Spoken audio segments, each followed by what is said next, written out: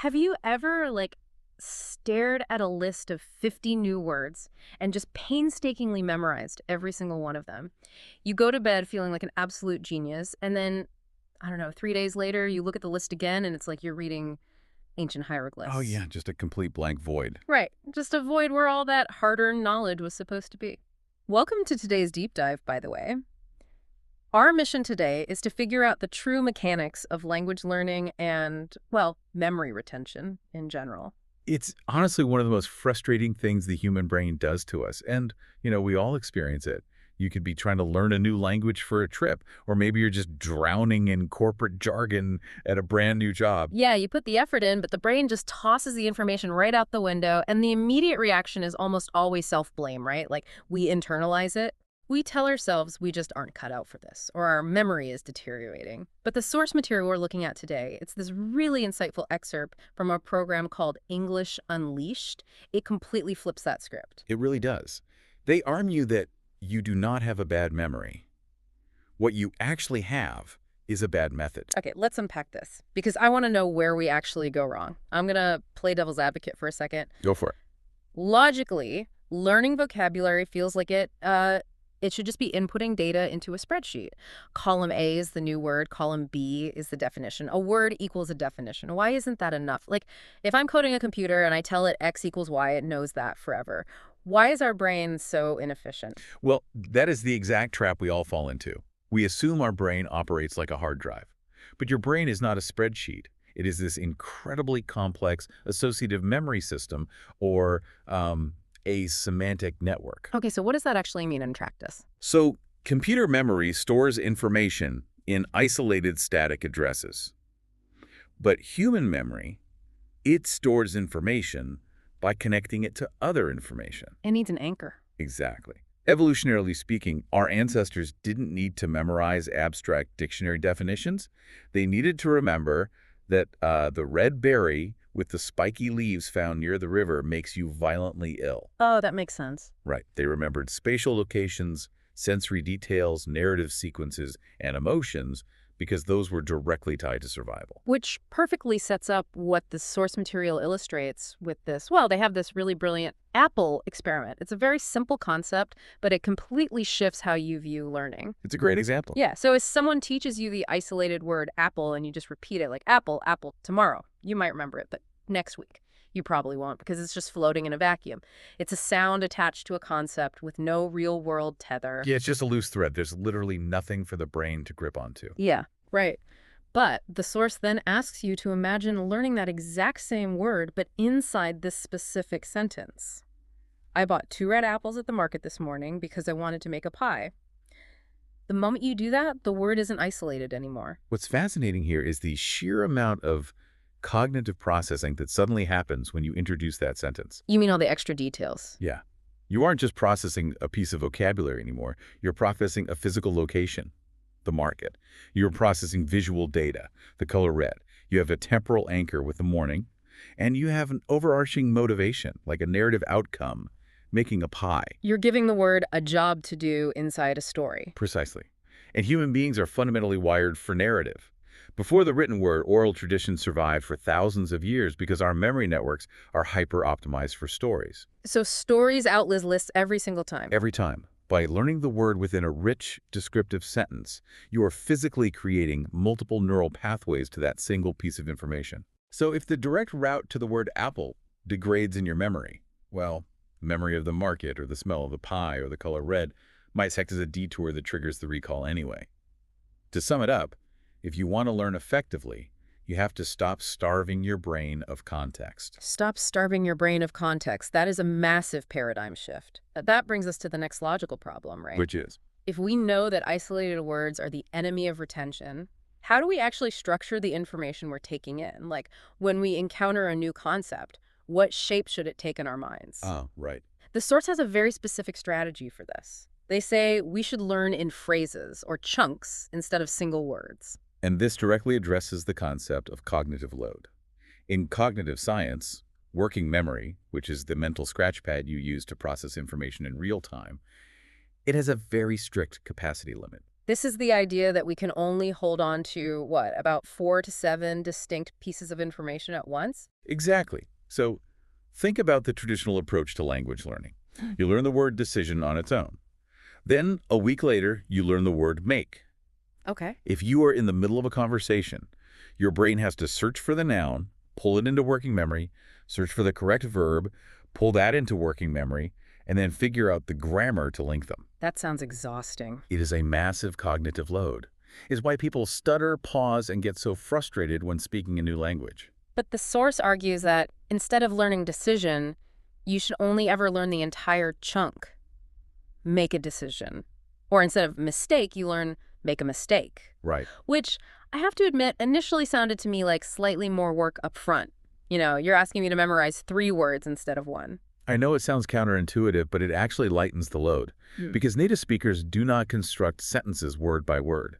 They aren't frantically pulling from a mental dictionary and stacking individual Lego bricks. They just use pre-assembled blocks. Exactly. They speak in prefabricated blocks of language. Ah, so they aren't searching for the verb and then the noun. They just grab the whole prepackaged phrase off the mental shelf. It's like learning a guitar chord instead of trying to figure out where every single individual finger goes every time you want to play a song. That is a perfect analogy. Yeah, if you learn a C chord, your hand just naturally makes the shape. You don't have to think, okay, index finger here, middle finger here. You just know the shape. When you learn make a decision as a single indivisible shape, you don't have to pause mid-sentence and wonder, wait, do I do a decision? Do I have a decision? You already have the correct verb organically attached. That makes total sense. By adopting this chunking method, your speech becomes significantly faster. It sounds much more natural to native speakers, and ironically, it's easier to remember because the words in the chunk provide automatic context for each other. Okay, so we've got the shape of the information figured out. We are learning chunks, not words. But here's where it gets really interesting. This next part is huge. Yeah, just because you have a chunk memorized doesn't mean you truly understand it yet. The source introduces a golden rule for moving that information deep into the brain, and it sounds terrifying at first. Do not translate. This is often the hardest habit for adult learners to break, because translation gives us a false sense of security. Right. If I'm learning the English word mountain, my immediate instinct is to link it to the word for mountain in my native language. I try to build a mental bridge between the two text-based words. Which is what everyone does. Yeah, but the source explicitly says to cut that bridge down entirely. Instead, you have to imagine standing on top of a huge mountain. You have to actively feel the cold wind hitting your face. You have to visualize the blinding white snow. You are bypassing language entirely and attaching the new vocabulary directly to a physical sensation. It's intense. It is. But if we connect this to the bigger picture of fluency, translation is nothing but a bottleneck. It's a middleman. If your method relies on translating, you will always, permanently, be one step behind in a real-time conversation. Because you're doing mental gymnastics while the other person is just talking. Exactly. You hear the English word, you translate it to your native language to comprehend it, you formulate your response in your native language, and then you frantically translate it back to English before you open your mouth. It is exhausting. It's like doing complex algebra in your head just to have a casual chat about the weather. It's completely unsustainable. It really is. But there's a biological reason why this sensory visualization technique works so much better. Okay, tell me about that. When you attach the English word mountain directly to the visual image of the peak and the somatic sensation of the cold wind, you aren't just using the language centers of your brain anymore. You are recruiting your visual cortex and your somatosensory cortex. So you're lighting up multiple different regions of the brain simultaneously. Exactly. Pictures and physical sensations encode memories infinitely deeper than abstract text ever could. So we've encountered the chunk, we've bypassed translation, and moved it into the deeper sensory regions of the brain. The next phase in this learning life cycle is keeping it alive. What do we actually do with this newly encoded chunk to lock it in permanently? Well, the source emphasizes immediate activation. The rule is, do not wait until tomorrow. Yes. Having a word clearly visualized in your head is still technically passive. You have to make it active to prove to your brain that it matters. The source gives a really relatable example for this. Right. Say you just learned the word excited from the phrase, I'm excited about my English journey. You can't just nod, look at your mental image, and say, cool, I know what excited means now. That won't cut it. No, you must immediately create your own personal original sentence using that word. You have to apply it to your actual life. You might say, I'm excited to finally finish this quarterly report, or I'm excited for dinner with my friends tonight. The faster you use the word to describe your own reality, the faster it becomes yours. This leverages something in cognitive psychology called the self-reference effect. Human beings are incredibly egocentric creatures when it comes to memory. Huh, that doesn't surprise me. It's true. We remember things vastly better when they relate directly to us. When you create a sentence that is true to your own life, you are forcibly intertwining that new, fragile vocabulary word with your existing, deeply rooted personal memories and emotions. You are signaling to your brain, hey, this isn't just trivia. This describes my life. It is important and worth keeping. Precisely. Which brings up a really massive trap because once we decide a word is important, our instinct, especially if we are studying for an exam or prepping for a presentation, is to cram. Oh, the cramming instinct is strong. Right. If I really want to ensure I don't forget a word, my instinct is to just say it out loud 50 times in a row right now. I want to force it into my long-term memory through sheer brute force willpower. And this raises an important question about how fundamentally we misunderstand the mechanics of learning. We treat our memory like a muscle that just needs to be strained as hard as possible in a single session. But the source explicitly warns against cramming. They do. Repeating a word 50 times in 1 minute will absolutely keep it in your short-term memory for the afternoon. You'll ace a quiz an hour later, but it will almost certainly vanish by the weekend. Because short-term and long-term memory aren't just different storage boxes, right? They require completely different biological processes. So how do we actually bridge that gap? The source advocates for what cognitive scientists call spaced repetition. Long-term memory requires you to space out your reviews over increasing intervals of time. You review the word today, then you wait, and you review it tomorrow. Then you wait 3 days, then you wait a week. Wait, so you're deliberately walking away from it. You're almost intentionally letting yourself forget it a little bit, just so you have to struggle to pull it back. That is the secret ingredient. That concept is known as desirable difficulty. The brain is highly efficient and, honestly, a bit lazy. It clears out data it doesn't think you need. So forgetting is actually a feature, not a bug. Exactly. It keeps us from being overwhelmed by useless information.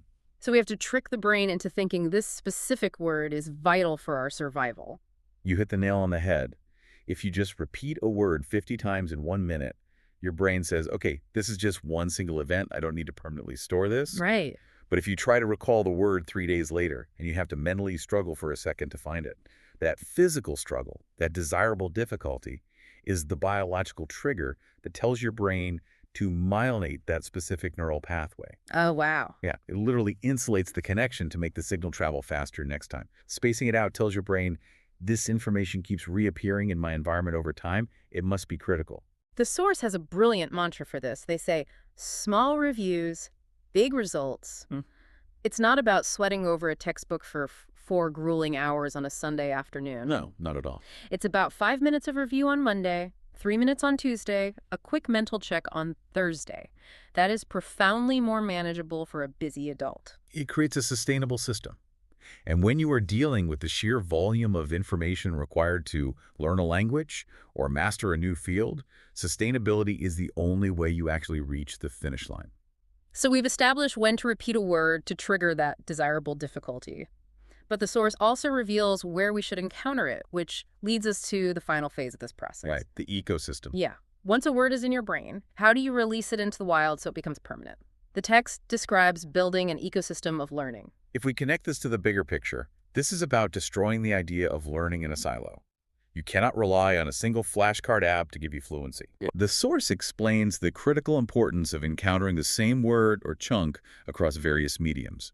It's multimodal learning. Right. You don't just want to see the text on a screen. You want to read it in a news article.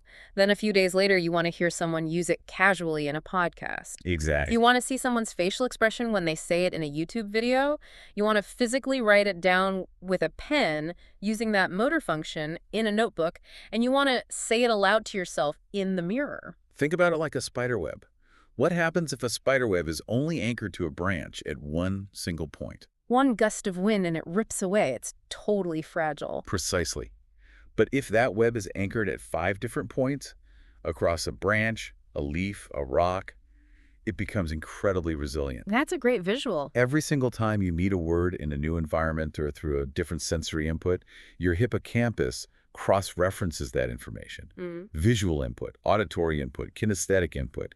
Each one creates a new anchor point for that web. So every new meeting in a different context makes the word exponentially stronger in your associative memory network. Yep. So what does this all mean? When we take a step back and look at the entire life cycle we've just mapped out, learning in contextual chunks, bypassing translation for sensory visualization, immediate personal use, utilizing desirable difficulty through spaced repetition, and finally, building that multimodal web of encounters, what is the real lesson here for you, the listener? It's a lot to take in. It is. For me, the ultimate lesson from the source material is a complete philosophy change. The quote that really anchored this entire deep dive for me is this: "Don't collect words. Collect experiences. Collect sentences. Collect conversations." That is the absolute essence of effective learning. Words are just the byproduct of experience. If you hyper-focus only on the abstract words, you end up with nothing but frustration. Yeah, it's just miserable. But if you focus your energy on the experiences, the sentences, and the conversations, the vocabulary grows naturally as a secondary result. That is how real language and, honestly, real knowledge of any kind actually takes root in the human mind. It takes the pressure off. You aren't a dictionary. You're a human being experiencing the world, and you're just acquiring the labels for those experiences as you go. Beautifully put. And to prove that this cognitive framework actually works, the source issues a very specific challenge. We want to pass that challenge directly on to you today. It's a very practical, low-stakes way to test this entirely new method in your own life. The challenge is simple. Choose just 5 new words today. Not 50, just 5. And the rules for these 5 words follow the exact life cycle we discussed. First, absolutely no translating to your native language. Right. Second, write one original personal sentence for each chunk that relates directly to your own life right now. Third, imagine one vivid sensory picture for each. Feel the wind, see the color, smell the pie. I love that part. Me too. Fourth, say your sentence aloud 3 times to actively move it into your motor planning.